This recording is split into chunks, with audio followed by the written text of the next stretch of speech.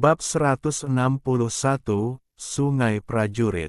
Setelah meninggalkan gua di lereng bukit, Simu dan Huo berjalan bersama menuju utara. Dengan kekuatan mereka tidak dalam bahaya selama tidak bertemu dengan binatang buas bawaan atau kawanan besar. 2 hari kemudian, sebuah sungai besar muncul di hadapan mereka. Sungai itu sangat lebar, membentang puluhan kaki.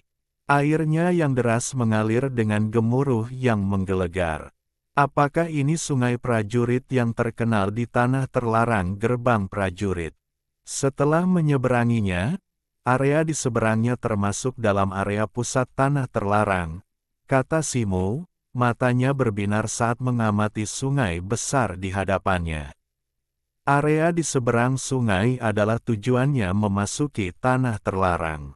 Namun, sungai itu memberinya rasa bahaya, seolah-olah menyeberanginya akan sulit. Ya, Pendeta Taring Api pernah berkata bahwa sungai ini dilarang di zaman kuno oleh seorang barbar yang kuat.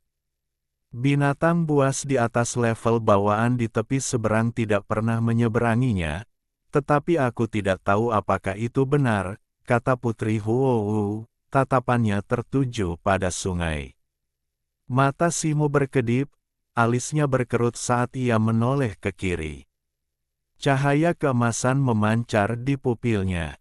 Di kejauhan di sebelah kirinya, ia melihat sekelompok 5 atau 6 sosok mendekat dengan cepat. Wajah cantik Putri Huo sedikit berubah. Satu tangan menggenggam gagang pedang di pinggangnya, tangan lainnya terselip di lengan bajunya. Tidak apa-apa, mereka dari suku Pingman, kata Simu lembut, cahaya keemasan di matanya memudar. Wajah Putri Huo dipenuhi keterkejutan. Teknik kultivasinya meningkatkan penglihatannya, tetapi meskipun begitu, ia tidak dapat melihat orang-orang yang datang dari jarak ini dengan jelas.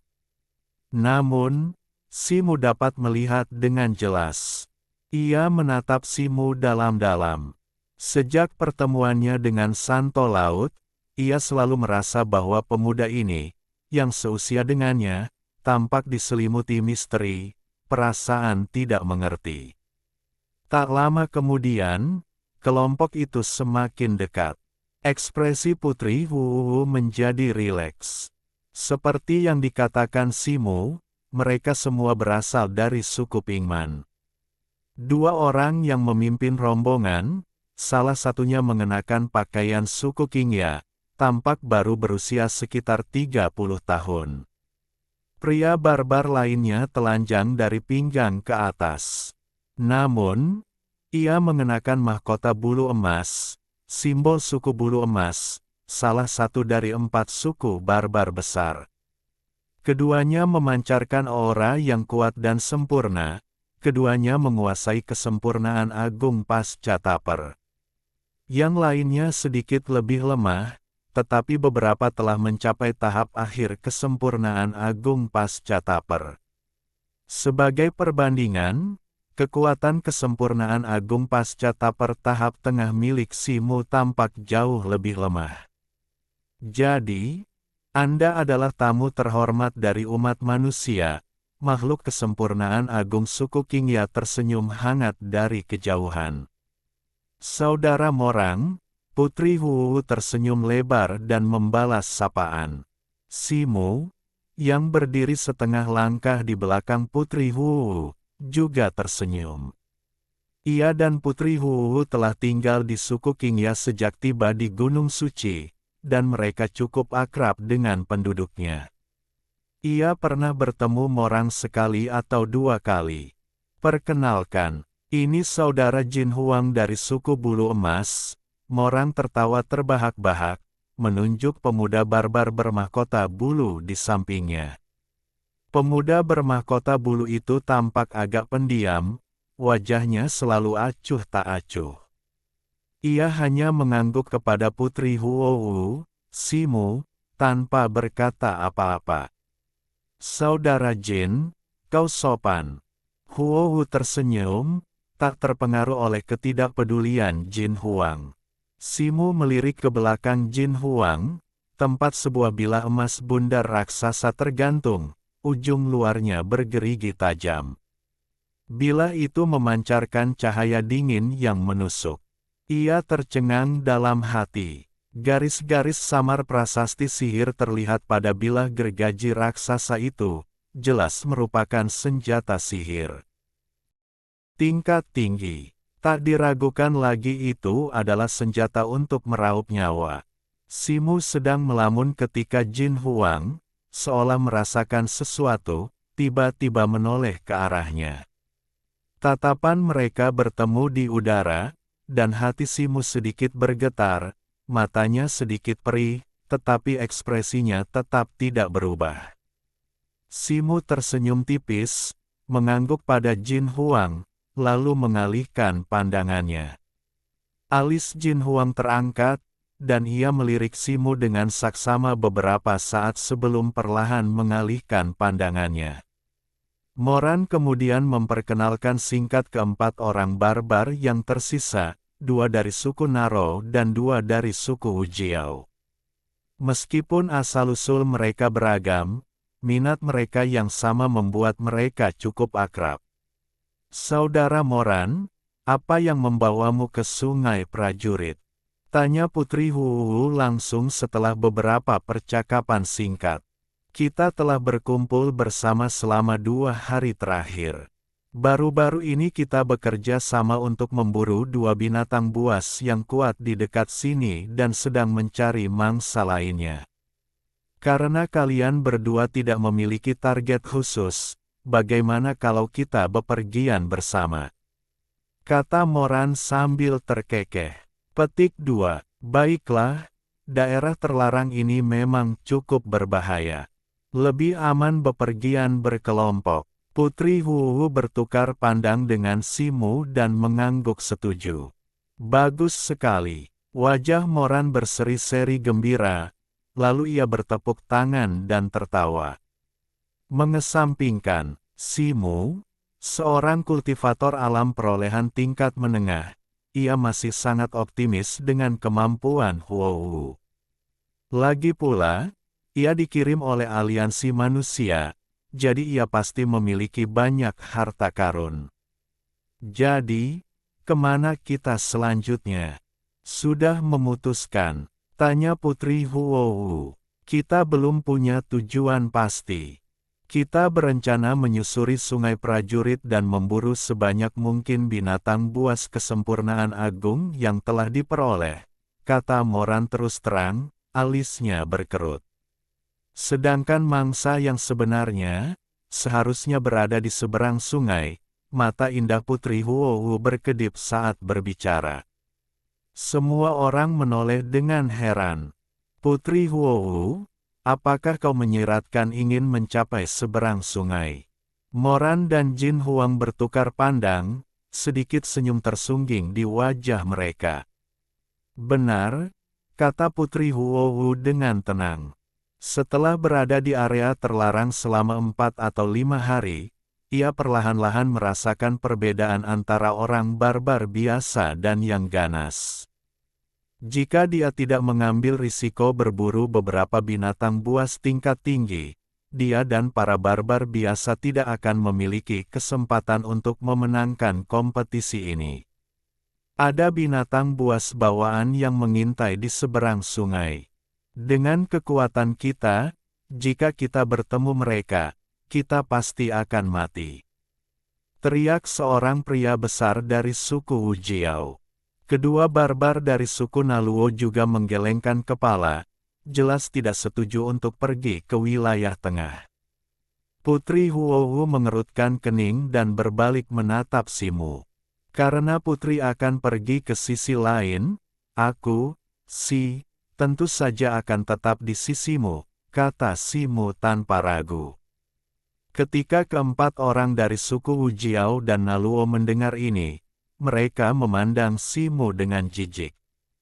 Simu adalah satu-satunya yang telah mencapai tahap tengah alam yang diperoleh di antara semua orang yang telah memasuki area terlarang. Merupakan keajaiban bahwa dia bisa bertahan sampai sekarang. Dia bahkan berbicara omong kosong tentang memasuki area tengah. Di mata orang-orang ini, itu sama saja dengan mencari kematian. Apa yang kalian berdua katakan? Putri Huohu mengabaikan suku Wu Jiao dan Naluo dan menatap Mo Lang dan Jin Huang. Putri Huohu, apa yang kau katakan persis seperti yang kupikirkan. Aku sebenarnya berencana pergi ke area pusat kali ini untuk bertarung, kata Mo Lang sambil tertawa. Keempat barbar dari Wu Jiao, Naluo, dan yang lainnya terkejut ketika mendengar ini. Semuanya, kita sudah berada di area terlarang selama 4 atau 5 hari. Setengah dari waktu itu telah berlalu, dan semua orang tahu betapa banyak Yan Ge telah kita peroleh. Suku Xiongman jauh lebih kuat daripada kita. Jika kita tidak mengambil risiko, kita akan lebih banyak kalah daripada menang dalam kompetisi ini, kata Moran dengan suara berat. Mendengar ini, kedua pria dari suku Naluo ragu-ragu. Saudara Moran, saya minta maaf karena tidak menyetujui permintaan Anda untuk pergi ke area pusat. Meskipun kompetisi ini penting, kita tidak bisa mempertaruhkan nyawa kita. Jika Anda bersikeras pergi ke area pusat, kita akan berpisah. Seorang pria barbar jangkung dari suku Wu Jiao menggelengkan kepalanya. Baiklah, kalau begitu saya tidak akan memaksa Anda. Moran mengerutkan kening dan mengangguk. Kedua pria dari suku Wu Jiao membungkuk sedikit, berbalik, dan berjalan pergi. Saudara Moran, area pusat terlalu berbahaya. Kami tidak bisa menemani Anda, kata kedua pria dari suku Naluo dengan ekspresi meminta maaf dan malu. Kalian terlalu sopan, tapi daerah terlarang ini penuh bahaya. Kalian harus membuat keputusan sendiri, kata Moran sambil tersenyum penuh penyesalan. Kedua pria dari suku Naluo itu membungkuk dan segera berbalik, tetapi mereka tidak mengejar kedua pria dari suku Wu Jiao, dan mengambil rute yang berbeda. Dalam sekejap mata, hanya Simu dan yang lainnya yang tersisa di lapangan, dan tak seorang pun berbicara untuk sesaat. Sekarang tinggal kita berempat. Meskipun jumlah kita sedikit, itu membuat pergerakan jauh lebih mudah. Moran tersenyum, memecah kebuntuan. Karena kalian telah memutuskan untuk menyeberangi sungai, tapi menurutku, sungai ini tampaknya tidak aman. Mungkin tidak mudah untuk diseberangi, kata Simu dengan santai. Saudara Si benar, yang kalian berdua tidak tahu adalah ada sejenis ikan todak karnivora yang hidup di Sungai Warrior. Mereka sangat banyak dan ganas. Makhluk hidup apapun yang masuk ke air akan diserang habis-habisan oleh mereka. Bahkan makhluk bawaan pun akan berada dalam masalah jika mereka bertemu dengannya, kata Moran dengan sungguh-sungguh. Ikan todak, sepertinya kita tidak bisa melihat mereka sekarang. Putri Huwu mengangkat alis dan bertanya. Jin Huang, yang sedari tadi terdiam, tiba-tiba mengeluarkan sepotong daging segar dari ranselnya. Daging itu masih berlumuran darah, kemungkinan berasal dari binatang buas, lalu melemparkannya ke sungai prajurit. Begitu daging itu masuk ke air, hanya dalam 4 atau 5 tarikan napas, seberkas cahaya perak tipis tiba-tiba muncul dari kedalaman dan menukik ke arahnya dengan kecepatan luar biasa. Mata Simu berkilat, sedikit terkejut di wajahnya. Seberkas cahaya perak itu sebenarnya adalah ikan perak, tubuh mereka seperti bilah pedang. Mereka kecil, hanya sepanjang setengah kaki, dengan duri perak mencuat dari rahang atas mereka, seperti bilah pedang. Air di sekitar potongan daging itu tiba-tiba bergolak hebat, dan ikan todak perak mengerumuninya, membentuk bola perak raksasa yang memercikkan air kemana-mana. Beberapa tarikan napas kemudian, bola perak itu menghilang dengan keras, berenang semakin dalam ke dalam air dan lenyap dalam sekejap. Potongan besar daging segar itu telah lenyap seluruhnya, tak meninggalkan sehelai pun sisa. Bab 162 Buah Qingming. Menatap air yang bergelombang lembut, Putri Huohu mengerutkan kening dan menarik napas dalam-dalam. Di sisi lain, Simu tampak berpikir keras. Mungkinkah makhluk-makhluk alami di area tengah, yang takut pada ikan todak ini, belum datang ke area luar? Ia merenungkan hal ini, tetapi tetap diam. Karena kalian berdua sudah tahu tentang ikan todak ini, kalian pasti punya rencana untuk menyeberangi sungai, kan? Mata Putri Huohu berkedip saat ia bertanya. Tentu saja, caranya sebenarnya cukup sederhana. Kita hanya perlu menebang beberapa pohon besar, membuat rakit yang kokoh, lalu menggunakannya untuk menyeberangi sungai. Moran terkekeh dan mengangguk. Simu dan Putri Huohu tercengang. Sesederhana itu? Tanya Putri Huohu ragu. Ikan todak ini punya gigi yang tajam. Aku khawatir rakit ini tidak akan mampu menahannya. Simu juga tampak sedikit khawatir. Lagi pula, jika rakit itu ditenggelamkan oleh ikan todak perak ini, menghadapi puluhan ribu ikan di air, bahkan seorang kultivator bawaan yang kuat pun tak akan bisa lolos tanpa cedera. Saudara Simu, jangan khawatir. Metode ini selalu berhasil selama beberapa generasi anggota klan kita yang telah berkelana ke wilayah tengah, dan terbukti efektif. Jika kau benar-benar khawatir, buatlah rakit itu sebesar dan sekuat mungkin, kata Moran dengan percaya diri. Saudara Moran begitu percaya diri, mungkinkah kau sudah menggunakan metode ini untuk mencapai sisi lain terakhir kali kau memasuki area terlarang? Tanya Putri Huohu, sedikit tersenyum. Mata Moran sedikit berkedip, dan setelah ragu sejenak, ia mengangguk. Jantung Simu berdebar kencang, tetapi ekspresinya tetap tidak berubah. Kalau begitu, aku lega. Putri Huohu tersenyum, lalu ia dan Simu berbalik dan menuju hutan. Selama beberapa jam berikutnya, mereka berempat bekerja sama, dan dalam 2 jam, mereka telah membangun sebuah rakit selebar 3 meter dan panjang 5 meter. Untuk menambah stabilitas, Simu menumpuk 3 lapis kayu gelondongan di dasar rakit. Moran, kemudian, mengeluarkan kulit binatang berukuran besar dan membuat layar sederhana. Setelah keempatnya naik, Moran mengeluarkan jimat kulit binatang berwarna biru kehijauan dan membacakan beberapa mantra. Kulit itu langsung terbakar. Semburan cahaya biru kehijauan meletus, menciptakan angin kencang yang meniup layar dan membuat perahu terhempas ke tepi seberang. Simu berdiri di atas rakit, raut wajahnya tampak cemas.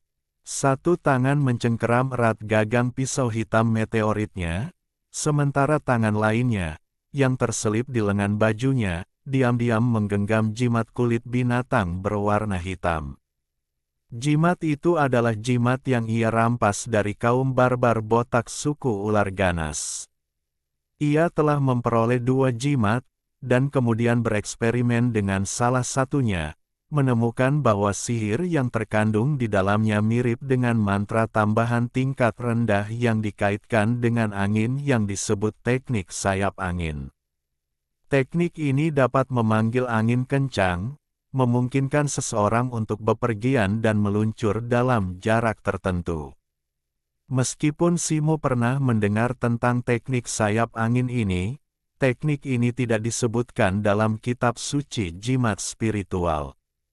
Putri Huohu melirik ke sekeliling dengan santai, tetapi tangannya terselip di balik lengan bajunya, jelas menggenggam jimat penyelamat. Moran dan Jin Huang pernah menggunakan metode ini untuk menyeberangi sungai prajurit sebelumnya, jadi mereka relatif tenang. Untungnya, metode Moran berhasil. Mereka menyeberangi rakit seolah-olah mereka sedang mengarungi perairan biasa, tanpa mengalami insiden tak terduga. Ketika rakit berlabuh dengan aman, Simo melompat ke darat, merasakan kedamaian di tanah yang kokoh. Ia menyimpan jimat sayap angin di tangannya dan mengamati sekelilingnya. Matanya dipenuhi rasa takjub. CB. Sebelumnya ia waspada terhadap pergerakan sungai, jadi ia tidak memperhatikan dengan saksama. Baru sekarang ia menyadari bahwa, meskipun berada tepat di seberang sungai, lingkungannya sangat berbeda dari daerah sekitarnya. Keragaman pohon, bunga, dan tanaman hampir identik, meskipun sekitar 2 kali lebih besar. Kalian berdua lebih mengenal area pusat. Kemana kita selanjutnya? Saat itu, suara Putri Fire Dance terdengar. Putri, tunggu sebentar, Saudara Jin. Sekarang giliranmu, kata Moran, menoleh ke Jin Huang. Tanpa sepatah kata pun, Jin Huang mengeluarkan peta kulit binatang yang menguning. Apakah ini peta wilayah pusat? Tanya Putri Huowu dengan heran. Jin Huang mengangguk, dengan hati-hati membandingkan peta kulit binatang itu dengan lingkungan sekitar, dan dengan cepat menemukan lokasi mereka saat ini. Simo melirik peta itu, matanya berkedip-kedip. Ia mundur setengah langkah dan, tanpa disadari dari sudut yang tak terlihat, mengeluarkan kulit binatang kecil. Kulit itu juga memiliki peta yang digambar, meskipun jauh lebih sederhana daripada milik Moran. Kulit itu menandai beberapa lokasi secara singkat. Ini adalah lokasi yang telah disimpulkan Mintu dari membaca catatan tanah terlarang kuno. Itu adalah kemungkinan lokasi ular piton iblis berkepala banyak. Ia membandingkan peta di tangannya dengan milik Moran, matanya berbinar, dan ia segera menyimpannya. Selanjutnya, kita akan pergi ke arah ini, kata Jin Huang setelah beberapa saat, menunjuk ke arah di peta. Arah yang ditunjuk Jin Huang berada puluhan mil jauhnya di wilayah tengah. Tuan-tuan, wilayah tengah tidak seperti wilayah luar. Rasanya tidak pantas untuk berbaris lurus seperti ini. Tanya Putri Huowu dengan ragu. Yang mulia, Anda yang menyarankan untuk menyeberangi sungai untuk berburu binatang buas tadi. Mungkinkah Anda berhenti di sini? Wajah Jin Huang menggelap, sedikit rasa tidak senang muncul. Meski begitu, kekuatan kita terbatas. Dengan bekerja sama, kita pasti bisa menghadapi beberapa binatang buas di tahap kesempurnaan agung pasca kelahiran, tetapi jika kita disergap oleh binatang buas bawaan, bahkan melarikan diri pun mungkin akan jadi masalah, kan? Suara Putri Huowu tiba-tiba berubah dingin. Yang mulia, jangan marah dulu. Kita berempat punya tujuan yang sama, berburu binatang buas sebanyak mungkin di sisa hari ini. Bekerja sama akan bermanfaat bagi semua. Jika kita terlibat dalam pertengkaran dan pertikaian yang sia-sia di sini, keuntungannya akan lebih besar daripada kerugiannya. Melihat Putri Huowu dan Jin Huang tampak gelisah, Molang segera turun tangan untuk menengahi. Kurasa kalian berdua harus berhenti bersikap tertutup. Kalian datang ke wilayah pusat ini bukan hanya untuk berburu binatang buas, kan? Simo, yang sedari tadi diam, tiba-tiba berkata sambil tersenyum tipis. Apa maksudmu, Saudara Si? Molang mengangkat alis. Jika kalian berdua punya motif lain, tolong beritahu kami secara langsung. Kalau tidak, Kita akan berpisah di sini dan menempuh jalan masing-masing, kata Simu dengan tenang, melirik Mo Lang dan Jin Huang. Sekilas keterkejutan melintas di wajah Putri Huowu, tetapi mereka terdiam, seolah-olah diam-diam sepakat. Mo Lang berhenti sejenak, bertukar pandang dengan Jin Huang. Maafkan saya, kami memang menyembunyikan sesuatu dari Anda sebelumnya. Mohon maafkan kami. Kami tidak memberi tahu Anda sebelumnya karena tempat itu cukup berbahaya dan tidak nyaman untuk diketahui orang lain. Setelah jeda yang lama, Mo Lang memaksakan senyum dan membungkuk kepada Simu dan yang lainnya. Simu terkekeh, dan Huowu terkejut, tetapi keduanya tidak mengatakan apa-apa. Kami memang datang ke wilayah tengah untuk tujuan lain.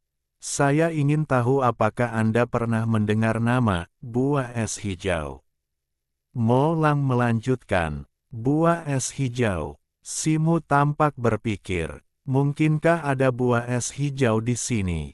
Wajah Putri Huowu tiba-tiba berubah ketika mendengar. Ini, Yang Mulia memang berpengetahuan luas. Ya, memang ada buah ajaib ini di area terlarang, tepat di tempat yang akan kita tuju selanjutnya. Moran berkata cepat dengan tatapan berapi-api di matanya. Napas Putri Huowu tiba-tiba menjadi cepat, dan raut kerinduan muncul di wajahnya. Aku ingin tahu apa itu buah es hijau. Simu mengerutkan kening, mendengar nama buah ini untuk pertama kalinya. Buah es hijau adalah buah ajaib yang hanya dapat lahir di tempat yang sangat dingin dan beryin setelah ratusan tahun. Buah ini sangat berharga. Mengonsumsinya memiliki efek membersihkan meridian dan sumsum, dan bahkan dapat sangat membantu dalam menembus hambatan bawaan. Putri Huowu dengan cepat menjelaskan, tatapan kerinduan di matanya semakin kuat. Simu terkejut. Nilai buah ajaib yang dapat membantu menembus hambatan bawaan tak terkira. Sekitar 30 mil ke arah ini, terdapat puncak bersalju. Di bawahnya, di dalam gua es tersembunyi, tumbuh pohon roh Qingming, yang menghasilkan buah Qingming yang cukup banyak, lebih dari cukup untuk kita berempat. Moran memperhatikan perubahan ekspresi di wajah Simu dan Putri Huowu, matanya sedikit menyipit saat berbicara. Mata Putri Huowu berbinar, karena gua es ini sangat tersembunyi, bagaimana kalian berdua bisa menemukannya? Tanya Simu, relatif lebih tenang. Terakhir kali tanah terlarang prajurit dibuka, kami sedang mengejar binatang iblis dan menemukan gua es itu, jawab Moran, ekspresinya tetap sama. Harta karun langka seperti ini pasti dijaga oleh binatang roh. Mungkinkah itu sebabnya kalian tidak mengambilnya terakhir kali? Simu mengerutkan kening. Seperti yang dikatakan saudara Si, di dalam gua es itu tinggal seekor kalajengking kristal es kesempurnaan agung pasca pengambilan. Dengan memanfaatkan medannya, kekuatannya menyaingi seorang kultivator bawaan awal. Terlebih lagi, kekuatan kami saat itu jauh lebih rendah daripada sekarang, jadi kami terpaksa kembali dengan sia-sia, kata Moran sambil tersenyum kecut. Namun, setelah bertahun-tahun meneliti dengan saksama, kami berdua telah menyiapkan metode khusus untuk menghadapi kalajengking kristal es. Metode ini hanya membutuhkan upaya gabungan dari 4 orang. Selama kalian berdua setuju untuk membantu kami, setelah kami membunuh kalajengking kristal es, kami akan membagi buah Qingming secara merata di antara kami berempat, janji Moran dengan sungguh-sungguh. Kenapa harus 4? Putri Huowu sedikit terkejut. Metode terpenting yang telah kami siapkan adalah formasi perangkap ajaib. Formasi ini membutuhkan 3 orang untuk mengaktifkannya, sementara satu orang lagi akan memancingnya keluar. Formasi ini setidaknya akan menjebak kalajengking kristal es selama 1 batang dupa. Setelah itu, kami bisa memetik buahnya dan melarikan diri, tambah Jin Huang. Ekspresi Putri Huwu sedikit cerah setelah mendengar ini. Melihat perubahan ekspresi Putri Huwu, Moran dan 2 orang lainnya tampak gembira. Di antara orang-orang yang hadir, hanya Simu yang sedikit mengernyit, tetap diam. Ia belum pernah mendengar tentang binatang buas seperti kalajengking kristal es, tetapi menjaga pohon buah Qingming sepertinya lebih dari sekadar mudah. Tujuannya adalah membunuh ular piton berkepala banyak bawaan dan mengambil jiwanya. Meskipun buah Qingming berharga, ia kurang menarik baginya. Lagi pula, dibandingkan dengan meningkatkan kultivasi, lebih penting menyelamatkan nyawa terlebih dahulu. Bab 163 Kalajengking Kristal Es. Kakashi, bagaimana menurutmu? Tanya Putri Huowu, menyadari keraguan Simu, kata-katanya mengisyaratkan ketertarikannya. Yang mulia, terserah padamu. Aku tidak keberatan, Simu mengangguk.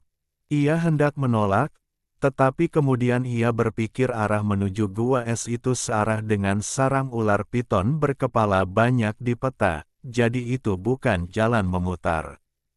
Ia bisa ikut saja dan melihat-lihat. Lagi pula, ini wilayah tengah, dan dengan 2 orang di tahap kesempurnaan agung pasca kelahiran yang memimpin jalan, membiasakan diri dengan lingkungan sekitar akan lebih aman daripada pergi sendirian. Jika mereka bisa mendapatkan buah Qingming di sepanjang jalan, itu akan lebih baik lagi. Kalau begitu, ayo kita pergi dan melihat-lihat, kata Putri Huowu dengan tenang. Baiklah, tanpa basa-basi lagi, ayo berangkat. Kata Moran gembira setelah melihat keduanya sepakat. Setelah beberapa saat, mereka berempat melakukan beberapa persiapan, lalu, mengikuti instruksi pada peta persembunyian hewan di tangan Jin Huang, menuju puncak bersalju. Simu terkejut, wilayah tengah memiliki medan yang beragam dan hamparan yang luas. Selain beberapa binatang buas pasca Natal yang berkeliaran, ia tidak menemukan binatang buas bawaan di sepanjang perjalanan. Menurut Molang, meskipun binatang buas bawaan di wilayah tengah dianggap tingkat atas, jumlah mereka relatif kecil, dan sebagian besar memiliki habitat sendiri, sehingga dapat ditangani tanpa sengaja memprovokasi mereka. Sedangkan untuk binatang buas pasca Natal, dengan keempatnya bekerja sama, meskipun mereka tidak dapat menghindarinya, mereka tentu saja tidak takut. Beberapa saat kemudian, di kaki gunung, Simu menatap pintu masuk gua selebar kurang lebih 10 kaki. Ekspresinya tetap tenang, tetapi tatapan serius melintas di matanya. Gua itu gelap gulita, kedalamannya tidak diketahui. Meskipun terik matahari di luar, hawa dingin yang menusuk masih terasa di pintu masuk. Sudah sampai, ayo masuk, kata Molang, lalu ia masuk tanpa ragu, diikuti Jin Huang dalam diam. Simu dan Putri Huowu bertukar pandang sebelum akhirnya memasuki gua. Saat memasuki gua, raut wajah Simu sedikit berubah. Jika sebelumnya dingin di luar, kini terasa seperti memasuki gudang es. Rasa dingin yang menusuk tulang menerpanya, menusuk jauh ke dalam tubuhnya. Simu menggigil dan hendak mengerahkan ki batinnya untuk menangkal dingin yang menusuk tulang. Detik berikutnya, gelombang energi dingin dari dantiannya langsung mengalir ke seluruh tubuhnya, menangkal semua hawa dingin di luar.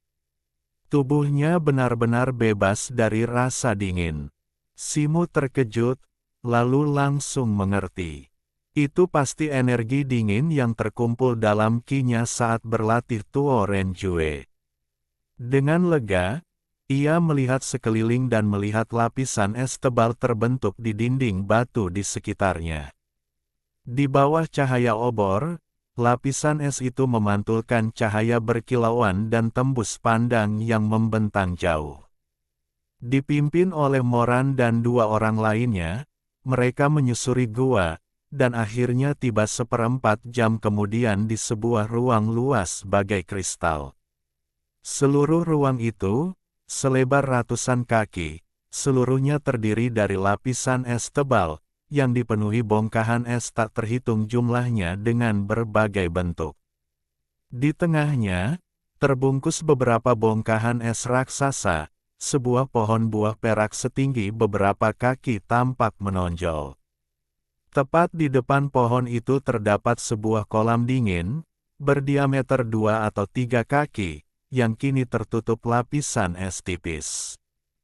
Pohon buah perak itu gundul, cabang-cabangnya yang gundul dihiasi 5 buah hijau seukuran kepalan tangan. Aura samar mereka menunjukkan bahwa mereka bukan makhluk biasa. Jantung Simo berdebar kencang saat ia menatap buah-buah hijau itu.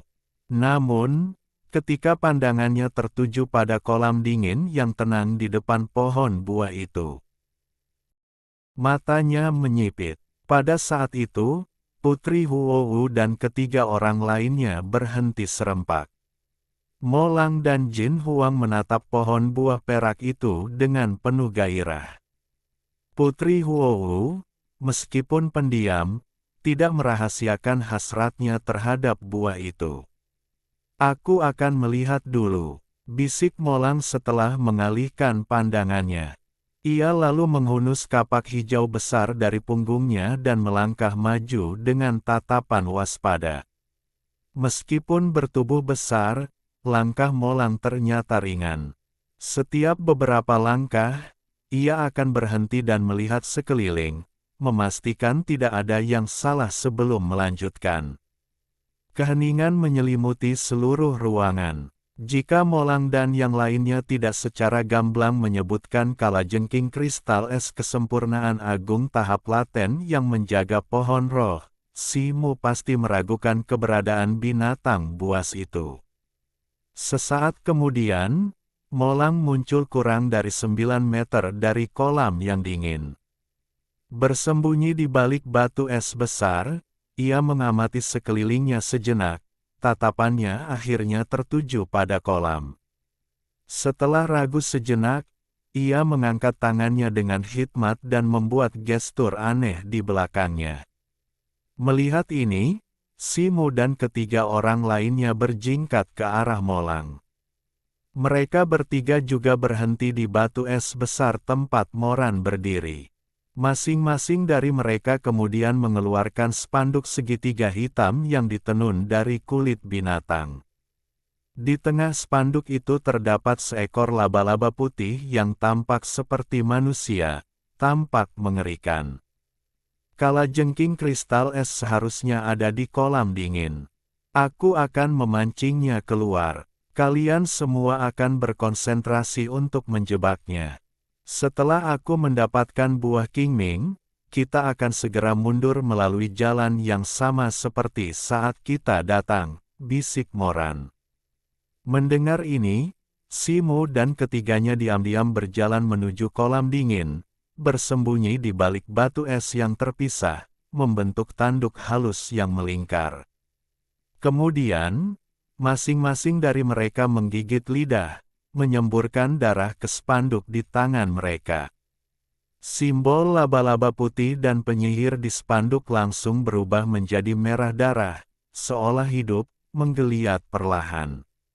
Dengan semburan Zenki, laba-laba merah darah di spanduk itu tiba-tiba menyemburkan benang-benang halus dan transparan yang tak terhitung jumlahnya dari mulutnya. Benang-benang itu menyatu dan terjalin di atas kolam dingin, membentuk jaring transparan yang luas. Kemudian, dengan sekejap, ia menghilang. Melihat ini, Moran mengangguk. Cahaya cian memancar dari tubuhnya, dan dalam sekejap, ia melesat menuju pohon buah perak, mencapai pangkalnya dalam beberapa tarikan napas. Dengan dorongan kaki yang tajam, ia melompat, menerkam pohon buah perak itu seperti kera. Setelah beberapa lompatan lincah, ia mendarat dengan cekatan di dahan setebal lengan orang dewasa. Buah kingming yang berkilauan tergantung di dekatnya. Moran melirik kolam yang dingin, menarik napas dalam-dalam, dan melangkah beberapa langkah ke depan di dahan itu. Ia membungkuk, dengan hati-hati menggenggam buah kingming, dan dengan tarikan lembut, memetiknya dari pohon. Simu dan dua lainnya menyaksikan dengan terkesiap, napas mereka tercekat, tatapan mereka tertuju pada kolam yang dingin. Pada saat itu, sesuatu yang tak terduga terjadi. Dengan bunyi kresek, di balik pohon buah perak, bongkahan es yang tampak biasa tiba-tiba pecah, diikuti oleh kilatan cahaya putih kristal di tengah pecahan es. Sasarannya adalah Moran. Cahaya putih kristal itu bergerak dengan kecepatan luar biasa. Baru ketika mencapai Moran, Simu dan yang lainnya melihat dengan jelas bahwa itu adalah kait ekor raksasa, kristal, dan menyerupai kristal es. Pupil Moran mengecil. Sudah terlambat untuk menghindar. Lapisan cahaya hijau tiba-tiba bersinar dari kapak di tangan kanannya, dan bayangan kapak hijau melesat menuju kait ekor raksasa itu. Dengan suara dentuman keras, bayangan kapak itu menghilang. Kapak biru. Moran terpental, dan tubuhnya terpental mundur oleh kekuatan dahsyat itu, wajahnya dipenuhi kengerian. Pada saat itu, di tempat balok es raksasa itu berada, kabut putih muncul dari permukaan balok terbesar. Cahaya kristal yang berkilauan bersinar di dalam kabut, menampakkan seekor kalajengking raksasa, tingginya hampir 5 atau 6 kaki. Seluruh tubuhnya sebening kristal, menyerupai patung es kalajengking. Itu adalah kalajengking kristal es. Saat kemunculannya, kalajengking kristal es melompat maju, rahangnya terbuka lebar. Kilauan udara dingin berwarna putih memancar. Siantian, Moran belum menyelesaikan kata-katanya ketika ia diselimuti oleh udara putih. Ia mencoba mengangkat lengannya, tetapi kecepatannya melambat. Cahaya biru di tubuhnya meredup, dan lapisan es putih muncul. Dingin yang intens langsung mengubahnya menjadi sosok beku, dan ia jatuh dari langit. Kalajengking kristal es meraung ke arahnya, kait ekornya bergerak cepat, mengirimkan seberkas cahaya putih kristal melesat melewatinya. Terdengar bunyi patah yang tajam. Bahkan sebelum Moran menyentuh tanah, ia hancur berkeping-keping. Buah kingming yang dipetiknya sebelum kematiannya masih tergenggam di salah satu lengannya yang tersisa. Buah itu kebetulan mendarat tak jauh dari batu es tempat Jin Huang bersembunyi. Semuanya terjadi dalam sekejap, hanya sekejap mata. Moran, seorang prajurit totem suku Qingya yang telah mencapai kesempurnaan agung alam yang diperoleh, tewas di tempat. Melihat ini, Simu dan dua lainnya tak kuasa menahan diri untuk bertanya-tanya. Kalajengking kristal es, yang bersembunyi di dalam es, secara tak terduga telah mencapai tahap Siantian. Mengingat kondisi di sekitarnya, kekuatannya kemungkinan mendekati tahap Siantian tengah. Sambil merenung, kalajengking kristal es tiba-tiba melompat lagi, berputar di udara. Awan udara dingin yang luas memancar. Suara mendesis keras. Bergema, bola-bola es seukuran kepalan tangan meletus ke segala arah, menyelimuti es di sekitarnya. Dengan suara dentuman keras, es dan batu di sekitarnya hancur berkeping-keping. Tiba-tiba, 3 sosok melompat dari bebatuan es di sekitarnya hampir bersamaan. Segera setelah itu, bebatuan es tempat mereka bersembunyi hancur oleh bola-bola es yang berjatuhan. Simu dan Putri Huohu muncul, masing-masing mengayunkan bilah es mereka untuk menghancurkan pecahan-pecahan es di dekatnya. Tanpa sepatah kata pun, mereka berbalik dan melarikan diri menuju pintu masuk gua. Hanya mata Jin Huang yang berkedip ragu. Ia memegang roda bilah melingkar di depannya, bilah-bilah yang tak terhitung jumlahnya menari dan menghamburkan pecahan-pecahan es. Alih-alih mundur, ia maju semakin dekat, mencapai Tunggul Moran, tempat ia memegang buah Qingming. Ia membungkuk dan merebut buah itu darinya. Pada saat itu, dengan suara gemuruh, sebuah bola es besar, bercampur kabut dingin, turun ke arahnya, menutupi kepala Jin Huang tanpa ada yang bisa dihindari. Ia tidak melihat pilihan lain selain menghadapinya secara langsung. Wajah Jin Huang memerah. Ia menggertakkan giginya, mengarahkan jarinya ke mahkota bulu emas di atas kepalanya, dan menggumamkan mantra lembut. Dengan bunyi, puff, mahkota itu pecah berkeping-keping dengan semburan cahaya kemasan. Titik-titik bulu kemasan menyelimutinya, dengan cepat membentuk bayangan burung emas yang aneh.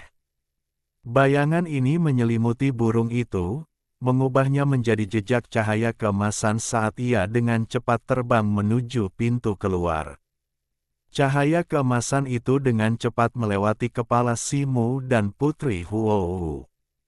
Gawat, Putri Huohu melihat ini, kilatan keterkejutan dan kemarahan di matanya.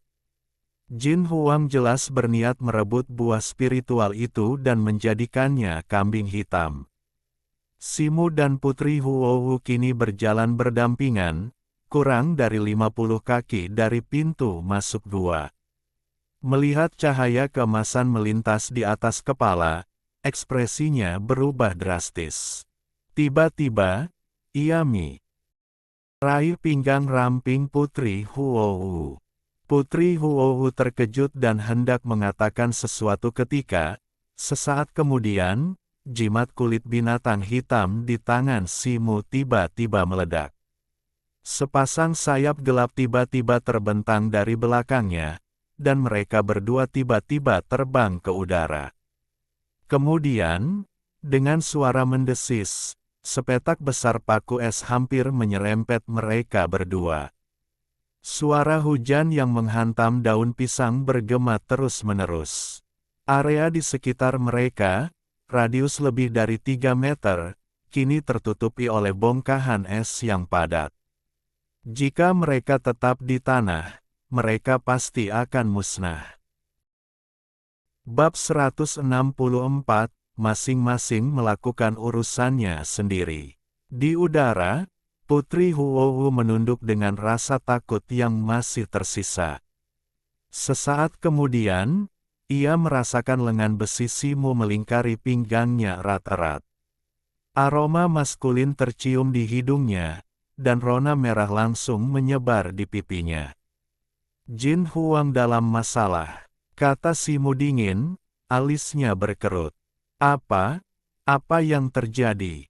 Putri Huohu terkejut, menyadari bahwa cahaya keemasan yang telah diubah Jin Huang berada kurang dari 3 meter dari pintu keluar. Melirik lagi, ia melihat kalajengking kristal es tidak mengejarnya, tetapi tetap tidak bergerak. Kebingungan mencengkeramnya. Pada saat itu, sebuah kristal es raksasa di pintu masuk gua meledak dengan keras. Di tengah kabut es, kalajengking kristal es melompat keluar seperti anak panah, menghalangi pintu masuk. Rasa dingin yang menyelimutinya terasa lebih lemah dari sebelumnya, dan tubuhnya perlahan memudar, berubah menjadi es.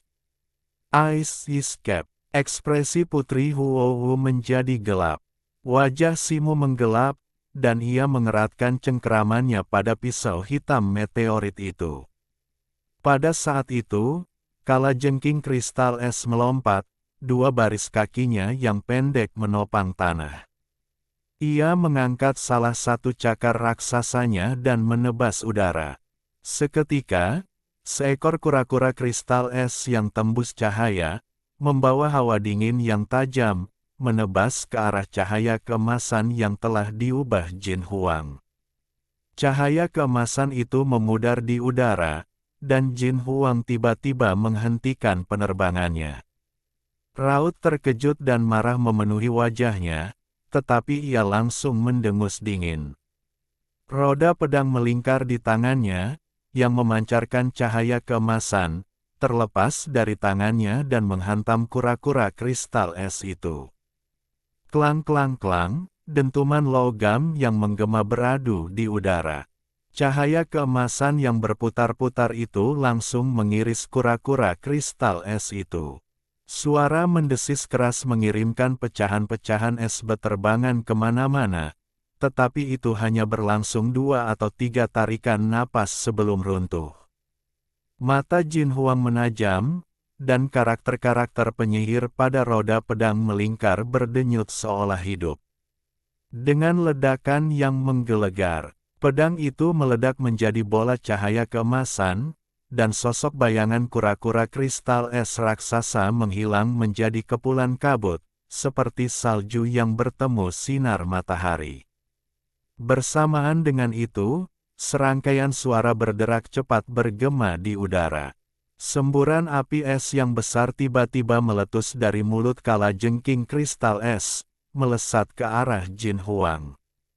Jin Huang menghindar, mencoba melarikan diri, tetapi api itu terlalu cepat. Kakinya nyaris tak menyentuhnya, dan langsung membeku menjadi patung es. Ia jatuh ke tanah dengan bunyi gedebuk, kakinya dari betis ke bawah hancur berkeping-keping. "Ah!" teriak Jin Huang, jatuh ke tanah, wajahnya dipenuhi keputusasaan saat ia menatap kalajengking kristal es yang mendekat. Di udara, Putri Huohu mengamati pemandangan di bawah, sekilas keraguan terpancar di matanya. Menarik 2 jimat perak berkilauan dari dadanya, ia menyodorkan salah satunya ke tangan Simu dan segera berkata, "Ini jimat teleportasi penyelamat nyawa, pemberian dari Tuan kami.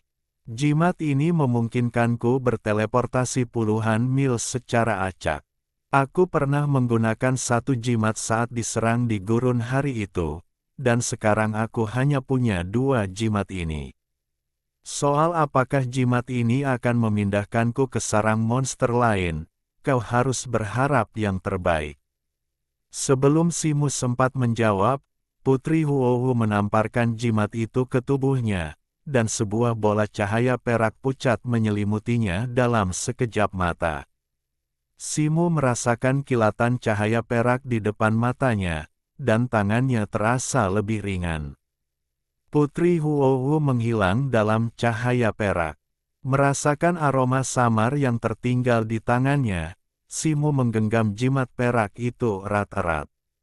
Alih-alih mengaktifkannya secara langsung, ia melenturkan sayap hitam redup di belakangnya dan menukik ke bawah menuju pohon buah perak di tengah ruangan. Pada saat yang sama, di pintu masuk gua, kalajengking kristal es tampaknya telah mengetahui niat Simu. Ia mendesis keras, lalu melirik Jin Huang, yang kakinya berlumuran darah tak jauh darinya. Setelah ragu sejenak, ia menggerakkan kait ekornya dan bergegas menuju Jin Huang. Di udara, Simu diselimuti lapisan tipis cahaya keemasan saat ia semakin dekat ke pohon buah perak. Ia mengawasi situasi di belakangnya, sementara bayangan sayap hitam di belakangnya semakin redup, hampir transparan. Tepat saat ia berada beberapa kaki dari pohon buah perak, sebuah teriakan menggema dari belakangnya.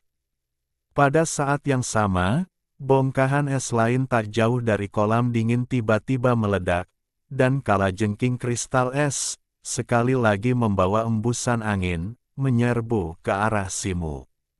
Sebelum mencapainya, bayangan transparan kura-kura kristal es raksasa, yang membawa aura dingin, menerjang ke arahnya. Simu menggertakkan giginya, mengabaikan serangan dari belakang, dan memetik 3 buah gelap azure sekaligus. Kemudian, tiba-tiba berputar, bilah meteorit hitam di tangannya menyala terang. 13 bilah merah menyala menyatu, seperti ular piton api yang menggeram menerjang cakar raksasa es dan salju di dekatnya. Serangkaian suara berderak bergema. 13 bilah merah menyala hancur berkeping-keping hanya dengan satu kontak, menahan cakar raksasa es dan salju untuk sesaat. Memanfaatkan kesempatan ini, Simu berputar tiba-tiba, menyambar buah gelap azure terakhir. Bersamaan dengan itu, sebuah bola cahaya perak bersinar, menyelimuti seluruh tubuhnya. Dengan suara benturan, cakar raksasa es dan salju mendarat di atas cahaya perak di luar tubuh Simu. Bola-bola emas, perak, dan putih meledak, dan sosok Simu yang samar bergetar sebelum menghilang. Di area tengah, cahaya perak tiba-tiba memancar dari tanah di cekungan gunung, dan Simu terhuyung keluar, berguling beberapa kali di tanah. Ia terhuyung, meringis sejenak sebelum bangkit berdiri. Saat berikutnya, ia kembali normal. Serangan terakhir kalajengking kristal es masih mempertahankan sebagian kekuatannya, mendarat di Simu yang sedang berteleportasi. Untungnya, teknik pedang kecepatan anginnya menangkis serangan itu. Ia juga dilindungi oleh jimat zirah emasnya, dan energi dingin di dalam dirinya memberikan sedikit perlawanan terhadap dingin, mencegahnya mengalami cedera serius. Simu merasakan gelombang kelegaan saat menatap keempat buah kingming yang bersinar redup di tangannya. Lingkungan ini benar-benar asing, bahkan pegunungan bersalju pun tak terlihat. Untungnya, tidak ada tanda-tanda binatang buas di dekatnya. Ia bertanya-tanya kemana Putri Huohu telah diteleportasi. Simu mendesah pelan, mengeluarkan jimat peremajaan, dan mengoleskannya pada luka di punggungnya. 1/4 jam kemudian, Simu berdiri di puncak gunung terdekat, peta kulit binatang di tangannya. Peta ini sangat berbeda dari aslinya, penuh dengan banyak informasi baru. Ini tak diragukan lagi karena ia menghafal dan menambahkan informasi pada peta Moran. Sejak berlatih jurus menelan bulan, kekuatan mental Simu telah berkembang, dan ingatannya pun semakin baik. Meskipun belum sepenuhnya ingatan fotografis, ingatannya sudah mendekati. Ia memeriksa peta dan medan di sekitarnya, dengan cepat menentukan lokasinya saat ini. Lokasinya lebih dari 30 mil di barat laut puncak bersalju, cukup dekat dengan kemungkinan sarang ular piton berkepala banyak. Ia menyimpan peta itu dan menuruni gunung, dengan hati-hati menuju lokasi tersebut. Lebih dari 20 mil di barat puncak, di tengah hutan lebat. Wus, wus, wus. Puluhan kacang hitam berbentuk cakram melesat seperti anak panah, menghujani seorang wanita yang sedang berlari. Wanita itu tak lain adalah Putri Huohu, wajahnya dipenuh. Ia marah, seluruh tubuhnya diselimuti cahaya biru samar, dan sambil menghentakkan kakinya, ia bergerak dengan kecepatan luar biasa menembus hutan. Krek! Kacang-kacangan ini lebih keras dari batu, dengan mudah mematahkan kulit kayu saat mengenai pohon. Pohon-pohon yang lebih kecil patah hanya dengan sekali hantam. Meskipun jumlahnya banyak dan kuat, tak satu pun kacang hitam yang mampu mengenai Putri Huohu. Sosok Putri Huohu lincah seperti catkin yang melayang tertiup angin, dengan mudah menghindari berbagai serangan kulit kayu. Di belakangnya, di dalam hutan, lebih dari 20 monyet abu-abu melompat dari pohon ke pohon, mengejar Putri Huohu. Masing-masing monyet abu-abu ini memiliki kekuatan seorang kultivator pasca Natal tingkat menengah atau lebih tinggi, menggenggam beberapa kacang hitam dan melemparkannya sesekali. Kedua belah pihak, yang satu mengejar yang lain, dengan cepat berlari ratusan kaki. Tiba-tiba, di tengah kawanan, seekor monyet yang diselimuti bulu hitam legam mengeluarkan teriakan nyaring, membuat yang lain berhenti. Beberapa orang meraung beberapa kali sebagai protes kepada Putri Huohu, lalu, dipimpin oleh monyet berambut hitam, dengan cepat kembali ke jalan mereka datang. Putri Huohu melarikan diri lebih jauh, lalu, melihat monyet-monyet itu tidak mengejar, berhenti, ekspresinya sedikit lega. Namun kemudian, kerutan di dahinya semakin dalam. Tubuhnya dipenuhi memar, menodai pakaiannya hingga merah. Nasib Putri Huohu jelas lebih buruk daripada Simu, karena telah diteleportasi di dekat sekelompok kera abu-abu yang kuat dan ganas. Untungnya, ia melihat situasinya genting dan menggunakan jimat petir, melarikan diri tanpa ragu. Ia berhasil melarikan diri, meskipun hanya menderita luka ringan. Ia mengeluarkan jimat hijau dan mengoleskannya ke tubuhnya. Dalam beberapa tarikan napas, cahaya hijau menyala, dan luka di tubuhnya sembuh dengan kecepatan yang terlihat. Huohu menghela napas panjang. Sosok itu berkelebat, melompat lagi ke satu arah. Di sebuah lembah di wilayah tengah, sebuah sungai jernih berkelok-kelok melalui ngarai. Pegunungan hijau yang rimbun dan air yang jernih menciptakan suasana yang tenteram dan damai, tetapi di dalam hutan lembah berdiri serangkaian patung-patung besar yang bobrok, menyerupai setengah manusia setengah binatang. Seandainya Simu ada di sana, ia pasti akan mengenali mereka. Mereka sangat mirip dengan yang pernah dilihatnya di ngarai sebelumnya. Dua sosok, satu tinggi dan satu pendek, berlari menuruni sungai dari jauh, berhenti di tepi lembah. Mereka adalah Xiangzu, santo dari suku Laut Timur, dan pengawal murloknya, Sugu. Ini dia, Xiangzu memegang bola kristal biru seukuran kepalan tangan di tangannya. Di dalamnya terdapat sebuah penunjuk, yang kini menunjuk ke arah bagian dalam lembah, sedikit bergetar. Xiangzu menarik kembali bola kristal itu, tatapannya tertuju pada patung-patung di hutan lembah, secercah kegembiraan melintas di wajahnya saat ia mulai berjalan menuju lembah. Pada saat itu, sebuah bayangan putih tebal tiba-tiba terbang keluar dari lembah, menukik ke arah Xiangzu dengan kecepatan luar biasa.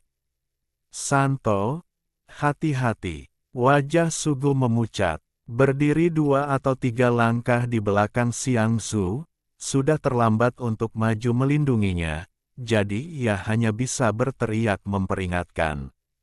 Xiangzu tidak mengantisipasi serangan itu, tetapi ia bereaksi dengan kecepatan yang luar biasa.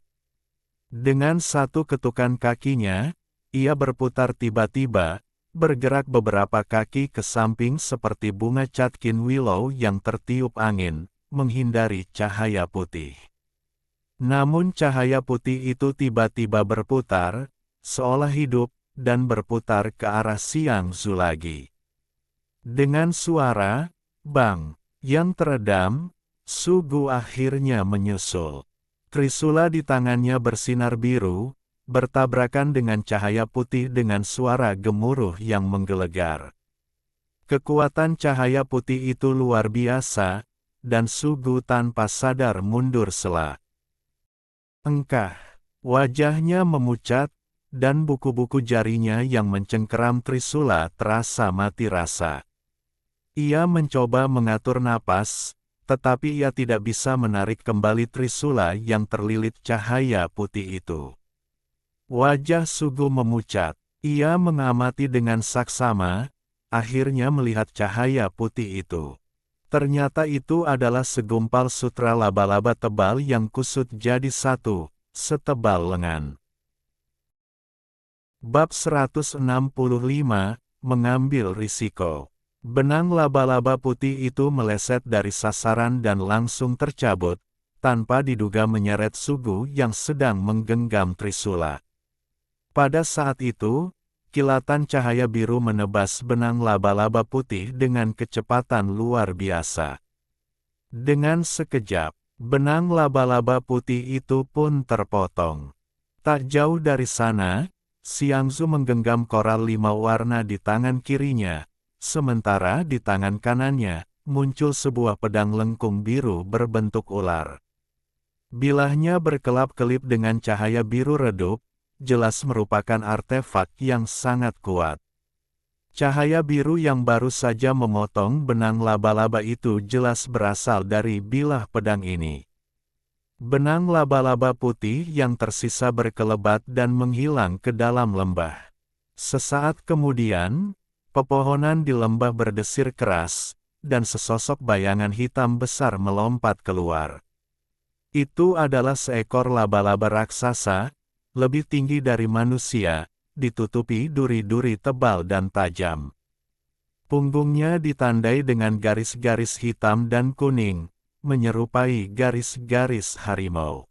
2 taring seperti belati keluar dari mulut laba-laba raksasa itu, bersinar hijau.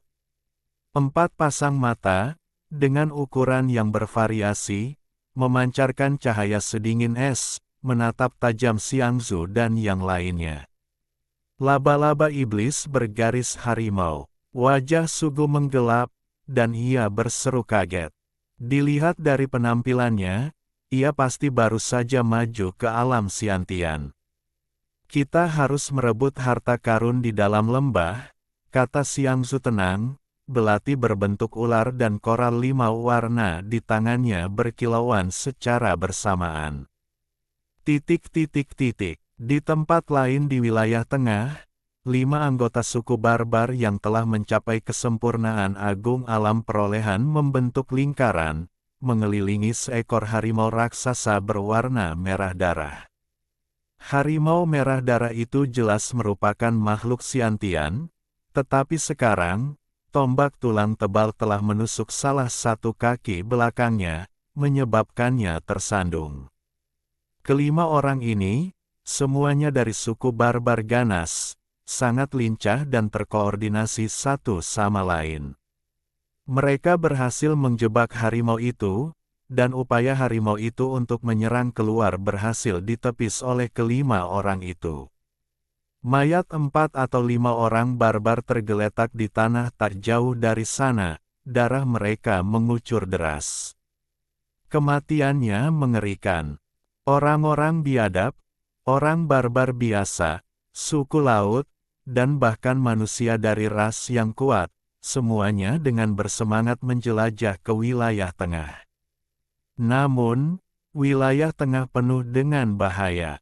Saat berburu binatang buas, banyak juga yang menjadi mangsa. Di bawah gunung hitam di wilayah tengah, dekat dengan tanah, terbentang sebuah gua hitam setinggi beberapa kaki. Gua itu tampak gelap dan lembab, tertutup lumut. Pada saat itu, sesosok tubuh, bersembunyi di balik batu besar di samping gua, dengan hati-hati menjulurkan kepalanya keluar dan mengintip ke dalam. Itu adalah Simu. Dia tampak sakit, matanya merah dan wajahnya lesu. 3 atau 4 hari telah berlalu sejak dia memasuki wilayah tengah, dan hanya tersisa 2 hari hingga batas waktu 10 hari. Mengikuti peta yang diberikan oleh Mintu, dia mencari ular piton berkepala banyak itu satu persatu, tetapi dia tidak menemukan apapun. Ini adalah lokasi terakhir yang dia temukan. Simu menatap gua di hadapannya, kerutan di dahinya perlahan mengendur seiring kilatan cahaya di matanya. Gua ini tampak seperti habitat yang cocok untuk ular-ular ganas, dan bau amis samar tercium dari dalamnya. Matanya berbinar, tetapi tentu saja ia tidak akan terburu-buru masuk. Ia menarik napas dalam-dalam, menenangkan diri sebelum melangkah masuk ke dalam gua. Langkahnya hati-hati, tanpa suara. Gua itu seluruhnya terbalut batu hitam halus yang sama. Simu memperhatikan hal ini, harapannya semakin besar, dan secercah kegembiraan terpancar di wajahnya. Setelah berjalan beberapa meter ke dalam gua, cahaya perlahan meredup, dengan cepat memudar menjadi gelap gulita. Namun, Simu, yang percaya diri dengan penglihatannya yang tajam, menganggap kegelapan itu tidak terpengaruh. Gua itu tidak melengkung, melainkan berkelok-kelok. Gua itu membentang samar di bawah tanah. Simu berjalan selama 1/4 jam penuh, tanpa tanda-tanda akan mencapai ujungnya. Wajah Simu tidak menunjukkan tanda-tanda ketidaksabaran.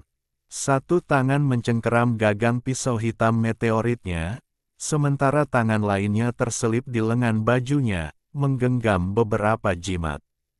Pada saat itu, gua di depannya tiba-tiba berbelok ke samping, memperlihatkan ruang yang agak kosong, akhirnya berakhir. Simu berpegangan erat pada dinding gua, mengintip ke dalam dengan satu mata. Ruang bawah tanah di hadapannya adalah gua yang terbentuk secara alami, dengan stalaktit-stalaktit raksasa menggantung di langit-langit. Kelembapan di dalamnya jauh lebih pekat daripada di luar, dan tetesan air sesekali menetes dari langit-langit. Di dalam gua terdapat kolam air yang besar, dan air menetes ke dalamnya, menimbulkan bunyi gedebuk pelan. Ekspresi Simu tiba-tiba berubah, lalu berubah menjadi ekstasi. Ia melihat seekor ular piton hitam besar melingkar di sarang di samping kolam, menempati area seluas lebih dari 3 meter. Sisik ular piton hitam itu dipenuhi pola merah seperti api. Wajah Simu dipenuhi ekstasi, dan tubuhnya sedikit gemetar. Pola api ini merupakan tanda lain dari ular piton berkepala banyak. Namun, ketika pandangannya tertuju pada kepala ular piton hitam itu, ekspresinya berubah drastis. Ular piton raksasa berkepala banyak itu, dengan 3 kepala raksasa, kini tertidur lelap, matanya terpejam, tubuhnya sedikit terangkat. Tubuh Simu langsung berkeringat dingin, dengan sedikit keraguan di matanya. Ia mundur diam-diam, dengan hati-hati menelusuri kembali langkahnya. Begitu keluar dari gua dan mencapai hutan lebat 100 kaki jauhnya, ia menghela napas lega, tetapi kemudian kerutan terbentuk di wajahnya. Meskipun ia telah menemukan ular piton berkepala banyak itu, ia terkejut menemukan bahwa itu adalah ular piton berkepala 3, seekor binatang buas yang kuat yang mencapai tahap tengah alam Xiantian. Dengan kekuatan dan berbagai kemampuan tersembunyinya saat ini, ia mungkin bisa menghadapi ular piton berkepala 2 di tahap awal alam Xiantian, tetapi ia bukanlah tandingan ular piton berkepala 3 di tahap tengah alam Xiantian. Tubuhnya masih gemetar. Untungnya, ular piton berkepala 3 itu sedang tidur, jika tidak, ia pasti ragu apakah ia bisa melarikan diri. Wajah Simu dipenuhi keraguan yang mendalam, dan ia terus mempertimbangkan apakah akan menyerang ular piton berkepala 3 itu. Jika ia bertindak, peluang keberhasilannya sangat tipis, dan ia bahkan mungkin mempertaruhkan nyawanya. Haruskah ia menyerah? Waktu terbatas, dan sudah terlambat untuk mencari ular piton berkepala 3 lainnya. Terlebih lagi, Berdasarkan informasi yang ia terima sejauh ini, menemukan mereka hampir mustahil. Meskipun Putri Huohu telah berjanji untuk menyegelnya oleh makhluk tingkat bumi, kekuatan totem dalam dirinya dapat meletus kapan saja, menimbulkan pertanyaan tentang peluangnya untuk kembali ke aliansi. Lebih lanjut, tidak ada jaminan bahwa ia benar-benar dapat memanggil makhluk tingkat bumi. Selama berada di Gunung Suci, ia telah belajar lebih banyak tentang kutukan totem dari Mintu. Menurut Mintu, meskipun segel yang dibuat oleh makhluk tingkat bumi dapat menahan kekuatan totem terkutuk, segel itu juga akan menyegel sebagian besar ki dan mana batinnya. Ini berarti bahwa bahkan jika ia berhasil bertahan hidup, ia akan terdegradasi menjadi manusia biasa. Tidak, keraguan di mata Simu perlahan memudar, tatapannya menjadi lebih tegas dari sebelumnya. Ia telah berjanji pada ibunya untuk menjadi seorang master bela diri sejati, dan ia tidak bisa mengecewakannya. Ia juga telah berjanji pada Tianyin Cainu bahwa ia akan menjadi master Xiantian sebelum usia 30 dan pergi ke sekte Tianyin untuk menemukannya. Bagaimana mungkin ia puas dengan yang biasa-biasa saja? Wajah Simu tiba-tiba berseri-seri saat memikirkan hal ini. Ia segera menjelajahi hutan lebat di dekat gua dan menetap di area yang relatif terbuka. Ini dia, gumamnya, mengeluarkan sebuah bungkusan kecil dari sakunya dan membukanya. Di dalamnya terdapat jimat, batu roh, dan barang-barang lainnya. Semua barang ini telah dipersiapkan sebelumnya. Ia telah dengan cermat mempersiapkannya untuk berburu ular piton berkepala banyak, tetapi sekarang ia harus berhadapan dengan ular piton berkepala 3 di tahap tengah alam Xiantian. Apakah persiapan ini akan berhasil seperti yang diharapkan masih belum pasti. Simu menyapu dedaunan yang gugur dari tanah, membungkuk, dan mulai mengukir rune arai ke tanah, secara bertahap membentuk pola formasi. Setelah 1 jam penuh, ia berhenti, keringat tipis membasahi dahinya. Ia tidak punya rencana nyata untuk ular piton berkepala 3 itu. Ia hanya bisa berusaha sebaik mungkin untuk membuat formasi dan perangkap, lalu memancingnya ke sini, memanfaatkan kekuatan eksternal ini untuk membantunya dan melihat apakah ia bisa menemukan peluang kemenangan. Selama beberapa menit berikutnya, Simu menemukan tempat yang sejuk dan teduh, duduk bersila, mengambil pil, menelannya, dan bermeditasi sejenak. Saat matahari terbenam di barat, ia merasa mananya telah kembali ke kondisi puncak. Ia berdiri dan pertama-tama pergi ke formasi perangkap, memeriksanya dengan saksama sebelum berjalan ke pintu masuk gua terdekat. Saat itu, kegelapan telah turun, dan bulan yang cerah tampak di langit berbintang. Ia mengeluarkan jimat petir yang diukir dari kulit binatang dan menempelkannya di tubuhnya. Cahaya hijau menyelimuti tubuhnya, membuatnya merasa jauh lebih ringan. Tepat saat ia hendak menyelinap masuk, Simu tiba-tiba tersentak, pikirannya tiba-tiba teringat pada kerangka asap. Sejak memanggilnya dulu, ia hampir melupakannya. Ia merenung sejenak, merapal mantra. Awan hitam muncul dari ruang terbuka di hadapan Simu. Sesaat kemudian, sebuah kerangka yang agak ramping, hanya sedikit lebih pendek darinya, muncul. Kerangka itu mengenakan baju besi tulang yang agak compang camping dan memegang pisau tulang lebar yang panjangnya setengah darinya. Matanya berkilau dengan api jiwa Cian yang samar. Mata Simu terbelalak. Mungkinkah prajurit kerangka yang tampak tangguh di hadapannya ini benar-benar kerangka kecil compang camping yang sama seperti sebelumnya?